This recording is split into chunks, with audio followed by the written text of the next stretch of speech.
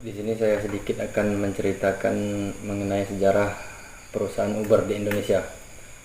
Jadi Uber masuk ke Indonesia pertama kali pada tanggal 13 Agustus 2014. Awalnya Uber baru melayani pelanggannya di kawasan CBD seperti Kuningan atau Sudirman, Jakarta. Skema Uber di Indonesia pun masih sama seperti di luar negeri. Uber tidak memiliki mobil sendiri.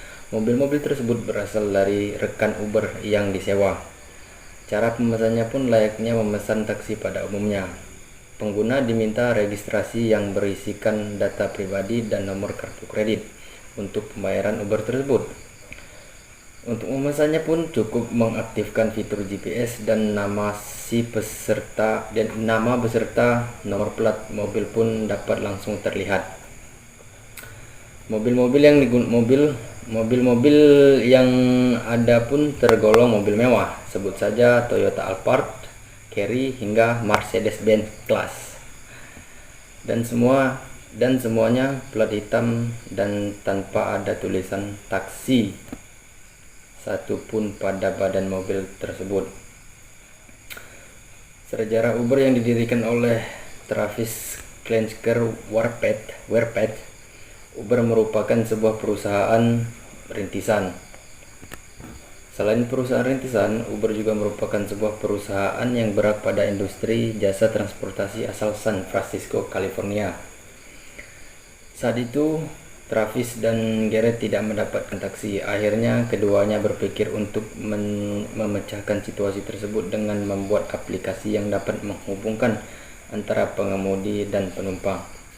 Sebelumnya, nama Uber, perusahaan yang bergerak pada bidang industri atau jasa transportasi tersebut, ini bernama Uber Care. Pendiri dari perusahaan ini terdiri dari dua orang, yakni Travis dan Kalanick dan Garrett Krem pada bulan Maret 2009. 3 bulan kemudian, Uber pun meluncurkan aplikasi. Garrett selaku teman seperjuangannya Travis juga memberikan sumbangsih yang besar pada Uber. Selain sebagai pendiri di CEO Uber, ia juga merupakan pendiri Uber pada tahun 2009 juga.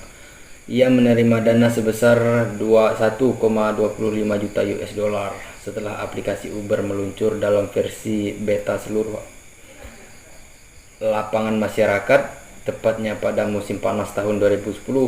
Aplikasi tersebut meluncur resmi di San Francisco.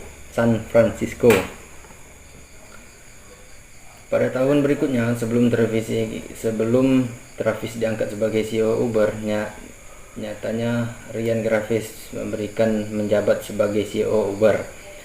Ryan pun tak menjabat lama kemudian karena pada akhir tahun ia pun mengundurkan diri dan dari jabatannya digantikan oleh Travis. Mungkin hanya itu yang bisa saya sampaikan dari sejarah Uber yang berdiri. Sekian, terima kasih. Baik, berikutnya saya akan menjelaskan mengenai profil singkat perusahaan Uber. Perusahaan Uber merupakan perusahaan swasta yang bergerak di bidang jasa transportasi.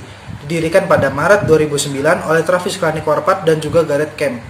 Perusahaan Uber memiliki kantor pusat yang terletak di San Francisco, California, Amerika Serikat, dan memiliki layanan di seluruh dunia melalui situs www.uber.com. Permasalahan yang dialami perusahaan Uber yaitu yang paling menonjol di bagian persaingan. Startup seperti Didi.id, Grab Taksi, Ola, dan lain-lain yang tentunya sudah berbasis teknologi yang dapat sangat dengan mudah pemesanan taksi di berbagai negara, yang tentunya itu semua menjadi persaingan berat bagi perusahaan Uber. Saya akan sedikit menjelaskan mengenai solusi dari permasalahan. Uber Taksi mengungkapkan bahwa fokus bisnisnya di tahun ini adalah untuk menyasar konsumen Asia. Solusi yang digunakan adalah strategi pertumbuhan insentif yang bisa digunakan Uber untuk mengembangkan pangsa pasar dan memperluas eksistensi pasar. Strategi ini adalah penetrasi pasar. Kenyamanan tambahan yang ditawarkan membuat Uber makin populer dan basis pelanggannya tumbuh dengan cepat. Yang kedua, pengembangan pasar, termasuk memperkenalkan produk atau jasa ke pasar atau daerah baru. Seiring perkembangan Uber, mereka terus meningkatkan layanan dan menambahkan berbagai macam layanan yang ditawarkan. Assalamualaikum warahmatullahi wabarakatuh. Nama saya Farizulani, saya dari kelas MJ17A. Di sini saya akan menjelaskan tentang analisis perusahaan Uber. Uber telah menyebabkan disrupsi di sektor transportasi perkotaan, khususnya taksi di penjuru dunia. Dalam waktu singkat, Uber berprofesi lebih dari 600 kota dan lebih dari 70 negara, memiliki 50 juta konsumen dan sekitar 3 juta pengemudi. Di Indonesia, Uber dan perusahaan sejenis menyebabkan banyak perusahaan taksi konvensional merugi dan berhenti beroperasi. Perusahaan taksi besar terbaik seperti Blueprint dan Express juga mengalami penurunan drastis dari sisi kinerja keuangan.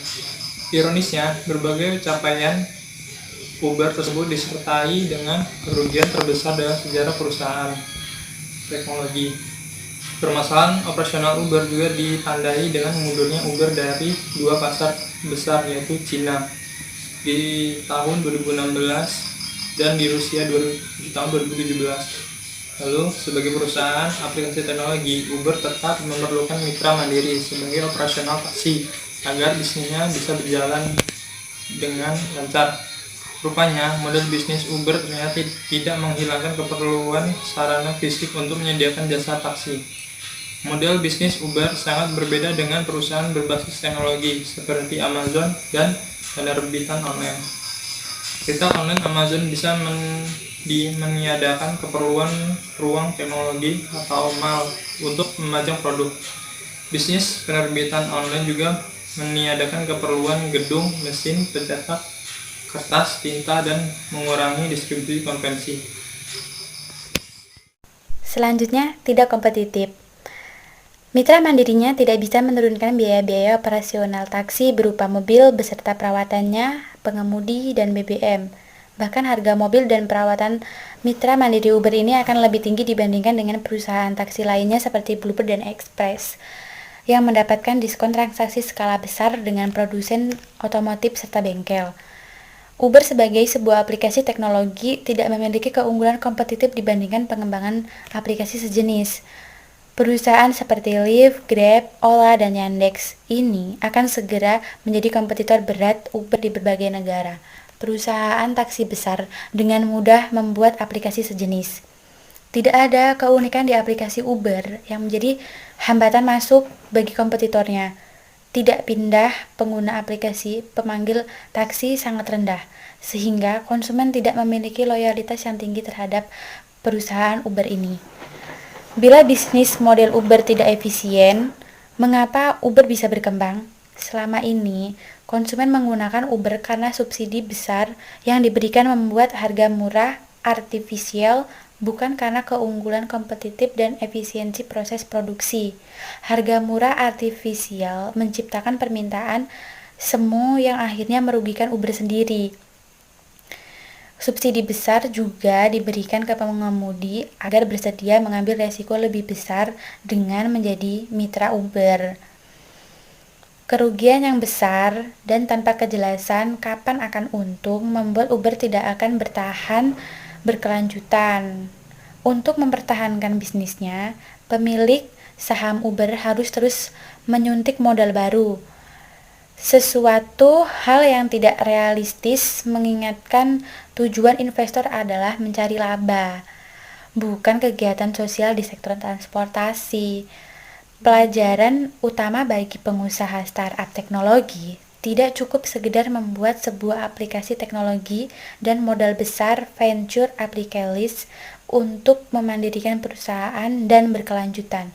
Startup teknologi harus benar-benar menghasilkan produk yang lebih mudah atau superior dan mengembangkan ceruk pasar unik, berekspansi dan untung.